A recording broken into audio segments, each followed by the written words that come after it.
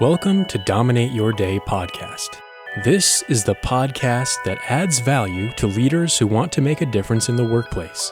We believe each person is unique and has a purpose they can live out every day and make an impact in the world.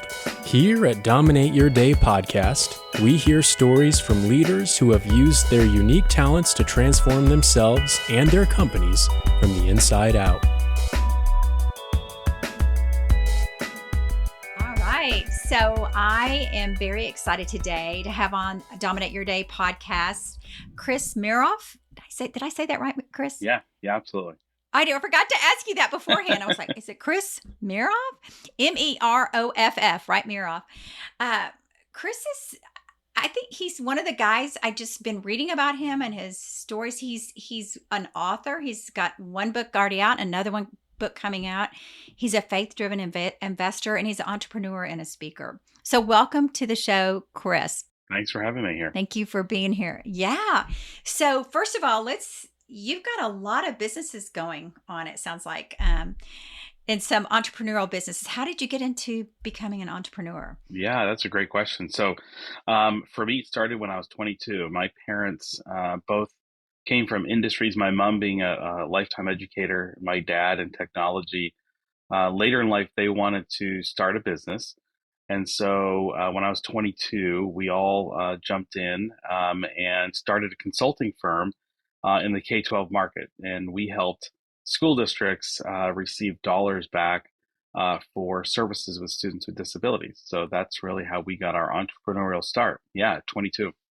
Amazing. And the family all together doing it. Yeah, that's right. So yeah, and that for 15 years, we're family working together. Wow. So you probably have some stories about G2 and all that working with your, yes. So talk to us a little bit about from there, you started several businesses and now you're investing. And so what kind of businesses do you look for? What are you right now doing as an investor as well as an entrepreneur? What is your Absolutely. focus? So when I, about in 2010, those 15 years started to feel like a burden to both sides.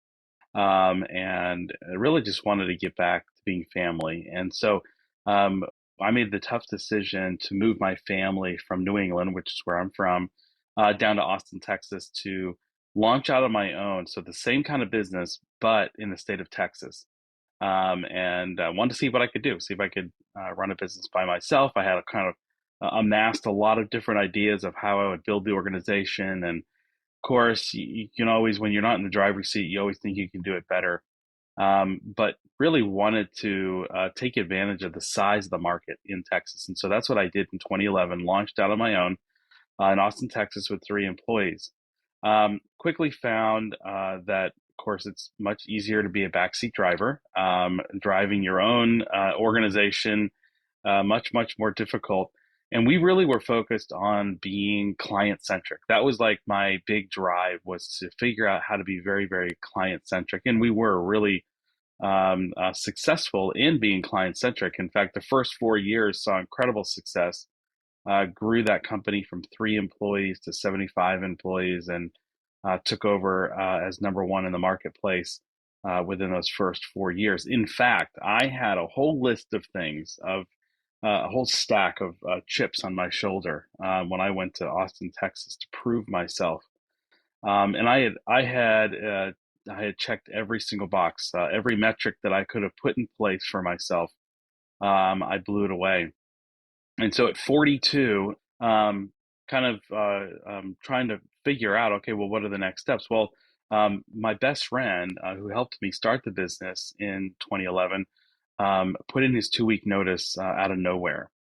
And it sent me on a path over the next 12 months of trying to figure out, like, what went wrong, what did I do wrong organizationally, in the relationship. Like, I didn't want a repeat of how I felt leaving my parents for him to leave me. And so just trying to figure out, like, well, what's happening here. Met with a really good friend of mine who was really good at kind of teaching me some of the initial concepts in my mind around empathy. I just grew up with this mindset, like, you just figure it out, you suck it up, you dry it up, you dust yourself off and move on. I just didn't really understand empathy, but I was willing to learn. And so I was meeting with this guy pretty regularly.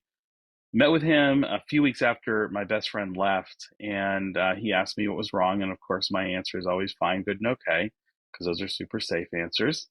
And so finally, at the end of our time together, he just asked me, "Hey, man, is there anybody on the planet you could share your deepest hurt or fear with?" And of course, I lied. Said, "Yeah, of course I do. I've got friends. I've got my family, my wife. I can share." Well, it definitely hit me on the way home, and at 42 years old, just started weeping and cried for the first time as an adult, realizing I am emotionally alone. Like I am just not in a good space. And so, ironically, through success, really found my low point emotionally. And this is a really long way to answer your question, but from there, really tried to figure out what was going to be this next chapter of life, and how was I going to show up as a leader, as a husband, as a father, for the people in my life. And so that really put me on a journey over the next 12 to 18 months to really figure out and discover, was I going to be brave enough to venture into this great unknown called vulnerability, which is something I'm still not to this day comfortable with 7 years later, but it's something that I'm kind of forcing myself to do. And at the same time that happened, I also realized during those next 18 to 24 months that holy crap, I was the glass ceiling in our organization. When I leaned into this idea of vulnerability, all of a sudden my business exploded. So the metric that I held myself to ended up being such a small metric compared to what we ended up doing. The company shifted to being employee centric, and when that happened, leveraged with this vulnerability, my business tripled over the next 3 years. And that really allowed me to capitalize, and by pulling capital out of that business to start my venture capital firm, self-funded. So that's really what we do now is we now run a venture capital firm that's really focused on investing into businesses that are really determined to be employee centric. And then what we do is we help them accomplish that by walking that road with them. That's a lot. So what kind of business was it that you started? Consulting firm, so same company that my parents had in New England, but it was each state administrates it differently, and so you're kind of relegated to different markets based on the state you're in. And so I decided to try the market of Texas and see where it went. So it's interesting. I heard in your story that you really were had kind of not opened yourself up. And when you got that question, that was a call, that was a eye opener, that was a light bulb moment. Um, and it sounded like you were focused on customer centricity, and then you went to employee centricity. Is that what I'm hearing? And your company just expanded from that one little shift. Yeah, and now you've written a couple books, or in the process of launching the second one. Tell us about the first one and then the second one that you're writing. Absolutely. So the first book, Align, is really there to help employees find fulfillment. It's really on this journey of being an employee-centric business. And so we really give you 4 steps to build an organization that is really focused on your employee fulfillment. One of the things that we really kind of spend a lot of time with leaders on is turnover, and the fractured nature of the way business tends to operate because of human nature. So silos get created very easily. Pride usually takes over. And then you throw in things like leadership and scaling and growth and all these different concepts of business. And what happens is you end up with people kind of finding their own corner. And so what Align does is it really helps an organization get on the exact same page. And the reason you want to be on the same page is that's really the only way that your employees will find fulfillment. And we kind of define that as, hey, do your employees go home at the end of the day, week, month, um, feeling fulfilled, satisfied in the work they're doing, or do they feel regret? Man, I wish I was home more. Do they live for the weekends? Do they live for vacation? Like, how meaningful are you making work for your employees? Because that really kind of lens to the turnover numbers, which, as most business owners understand, are literally the worst expenses you can possibly take on. And so what we do is really work with organizations to help reduce turnover by focusing on that employee fulfillment. You know, I was raised at Southwest Airlines, which is, happy employees, happy customers, which is kind of what you're talking about. Just really, and I think it's so foreign to so many leaders when they're trying to build their businesses, or they're coming in as a leader and they're managing their people. And it really is true. Happy employees, happy customers. And I think right now in hybrid and all the things we're experiencing in the future of the workplace, and all the things we're learning from Gallup right now, we're in this mental health pandemic. So you've been able to understand your employees, understand where they are. And so have you found, as you've kind of launched into this purpose of being employee centric, have you found it to be a challenge when you're onboarding new companies in this thought, in this mindset? Yes, I think that the number one reason that we find challenge in it really comes down to, again, maybe it's old school, but it's the way I was raised in leadership. It's the command and control style leader wants to make sure that they're kind of centric in the process. And so what we do is we help leaders understand that their job is to work to become unnecessary every single day. And I know that sounds hard or it sounds kind of backwards, but the reality is the more that you work toward unnecessary, what you'll find is you will have people who can rise up and take on the things that you used to take on so that you can see even further out and steer the ship the way you need to.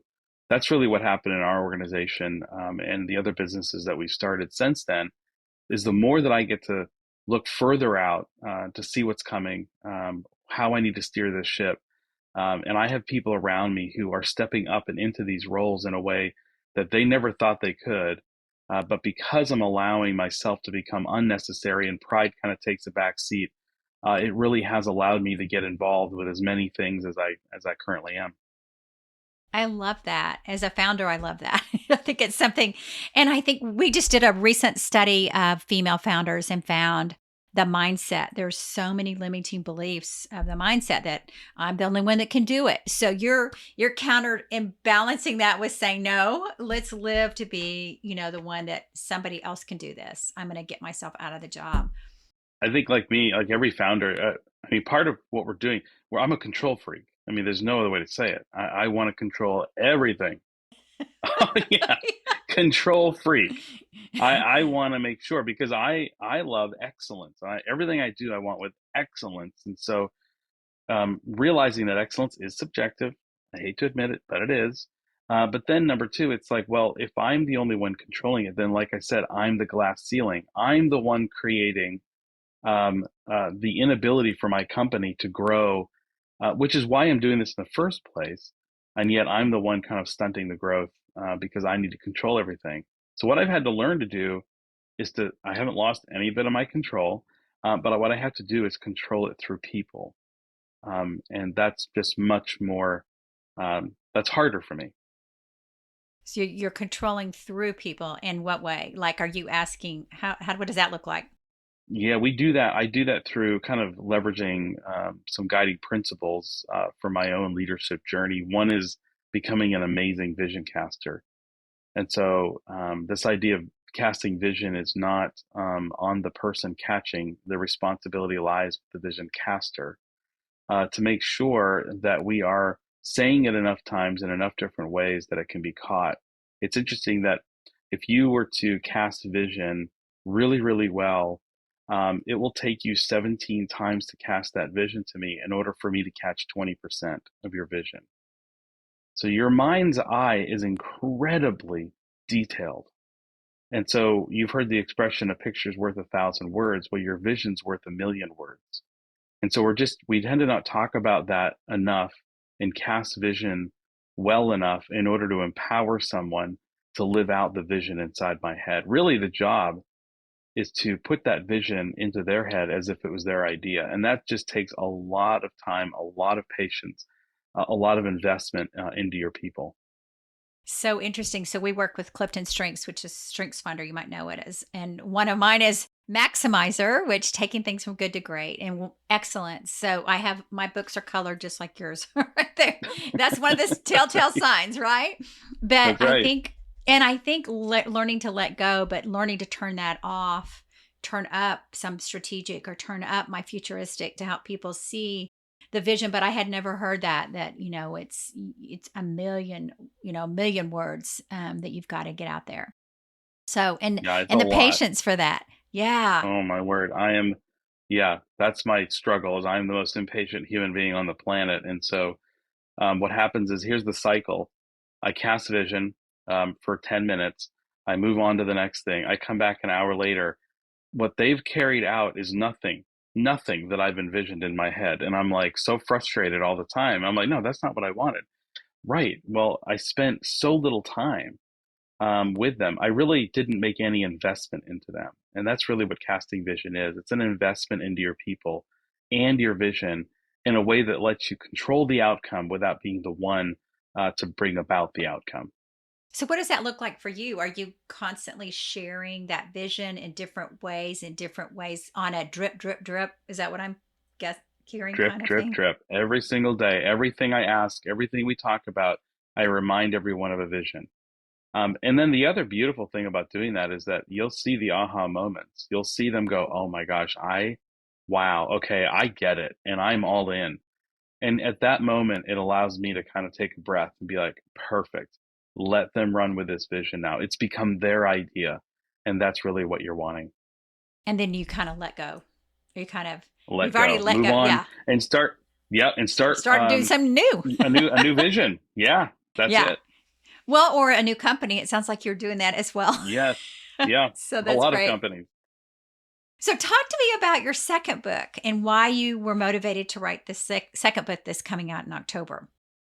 Well, like you mentioned, aligning your organization every single day is a lot of work. And really kind of looking out for their employment is a real dedication. And so the second book is more kind of a memoir, a journey of my leadership, and almost a why. It answers the question, man, why am I going to do all of this? This is exhausting. Well, we want the leader to find fulfillment as well, not just employees. And so, really, what the second book, The Empathy Revolution, is really all about is this idea that if you are practicing empathy and vulnerability in the workplace, especially as leaders, it is going to bring you such incredible fulfillment and that energy that you get from finding your work fulfilling. The same thing we tell employees is what's going to power you through the next day, week, month, or year. And so, Empathy Revolution, do you feel like you're a naturally empathetic person, or is this something you are having to work on?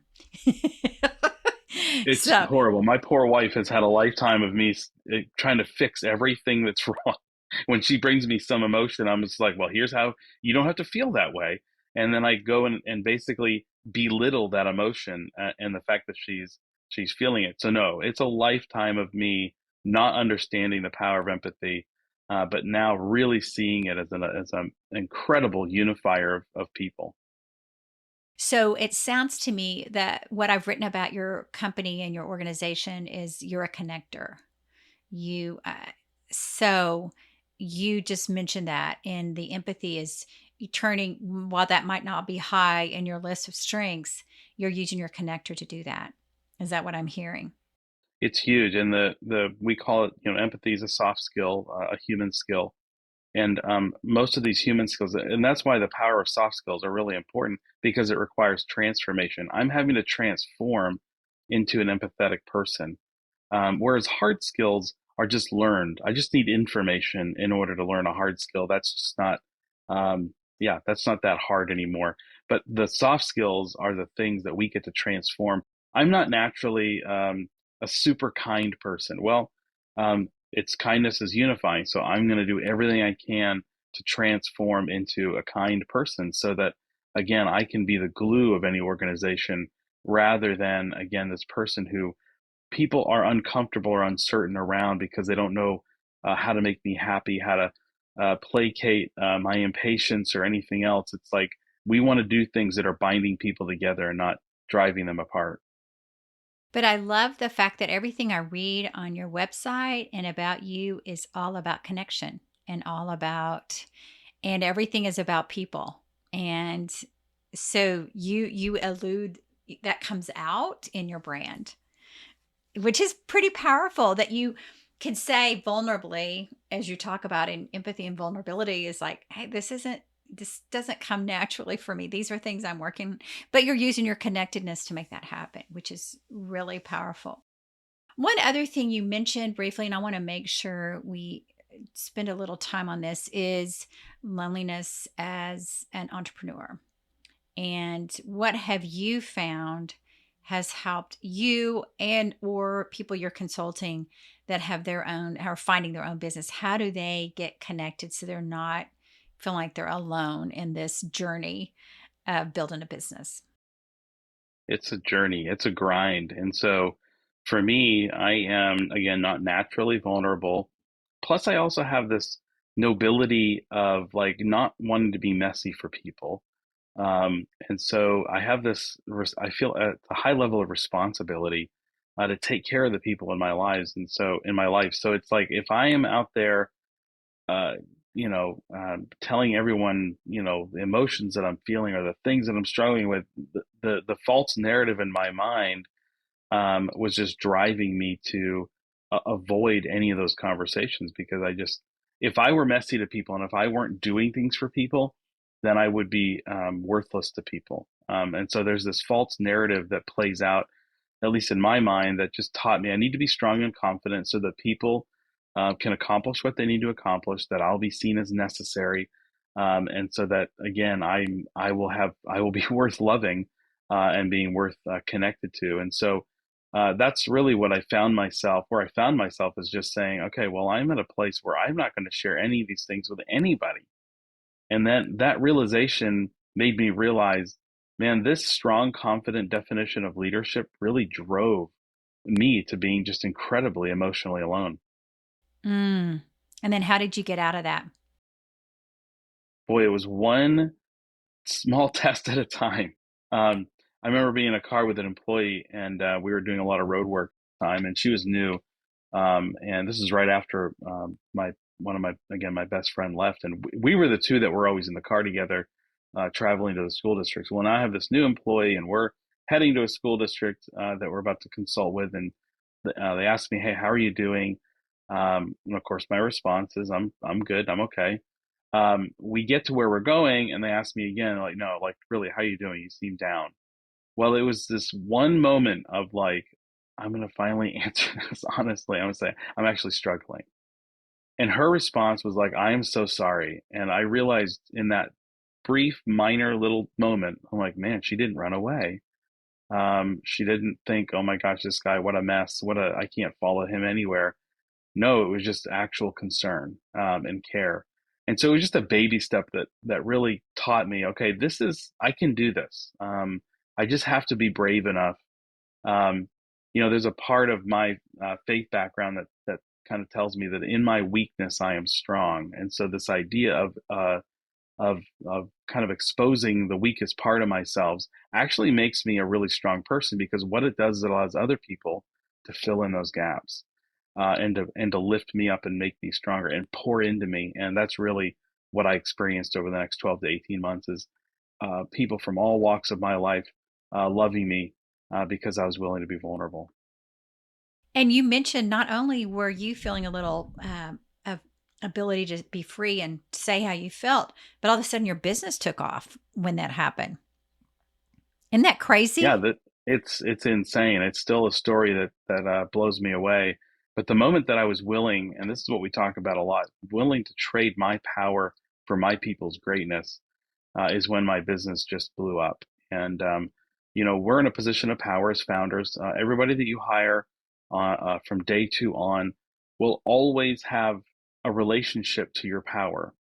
And so it's something that we have to be very, very careful with. I think a lot of us, we might hear sometimes, oh, other people think you're so intimidating. And maybe our first response is, what? I'm just a goofball. Like, I'm an idiot. I don't understand why anybody would think I'm intimidating. But if you're the founder, everybody thinks you're intimidating. And that's going to continue. And so your job is to trade that power. And maybe it's power you don't want, but you're the founder, so you have it. You have to kind of be intentional to trade that power for their greatness. And we define their greatness as those soft skills that you can call out of them in order for them to show up in ways they never thought possible at work. Wow. So how did you get on the speaking circuit and doing all that right when the book came out? Is that kind of all coming together at the Yeah, same that time first book, in this that's right. passion to And we got a part of an organization in Austin also that helped kind of take what we were saying. They really resonated with it, and then they've been putting it out there for me to speak as well. That's awesome. So, as we get ready to close out, Chris, what is on your mind right now that you want to make sure our listeners hear that's coming up for you as we get ready to close out, whether they're a corporate leader, a founder, someone thinking about starting their own business? What would be your advice to them, or something that might be coming up? Yeah, I'll speak to the founder, I think, or somebody thinking about starting a business. I think that the world needs you. The reality is creativity and the ability to solve problems for a marketplace is so vital, not only to the economy, but it's vital to a community. And I think that's really important as you kind of wade into this, is that you've got to kind of, in my mind, have your ducks in a row. And mentally, you talked about mental health being a big concern. Walking into it, understanding the pitfalls that are going to come at you, but then also, what are you going to do to be able to kind of get through that? And so, as a founder, I would just say, really look to figuring out ways that you can employ people in a way that allows them to find fulfillment. It's going to be so critical that you arm yourself with that employee-centric mindset, because you are providing a service to your community. You're employing them. It's one of the greatest things that you can do. And so even on tough days, there are days, listen, I think to myself, man, business would be so much easier if it weren't for people. Still think it. And I try to love people, but it really is for the people. It is for employment. And that's an amazing gift, again, that you can give to your community. So find a way to motivate yourself through those tough times. I love that. And I hear a lot of passion around belief around what you're doing come through. And that to me shows people, your passion. And as I'm talking to you today, and you're in Maine, and you've got a business there, a farm. Is that right? A farm, and you're actually growing vegetables, and so in giving back to your community there. So We are, yeah.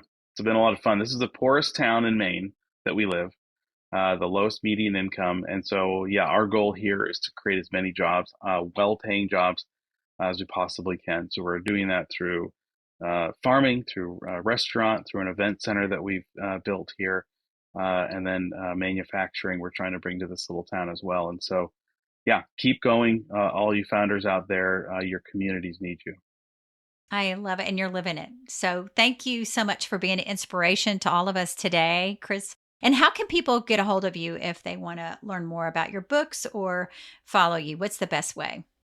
Best ways to connect through dcxcommunity.com or chrismeroff.com. Thanks, community. Okay. Well, awesome. You left some great gold mines today. I love trade my power for my people's greatness. Awesome. Awesomeness. Thank you so much. And I can't wait to continue connecting with you, and wish you the best. Thanks for having me on. You have been listening to Dominate Your Day podcast. If you're ready to transform your life and workplace from the inside out, go to danawilliamsco.com and set up a discovery call. We would love to connect with you and equip you with some helpful resources. Thank you for listening today, and please take a moment to subscribe to Dominate Your Day wherever you listen.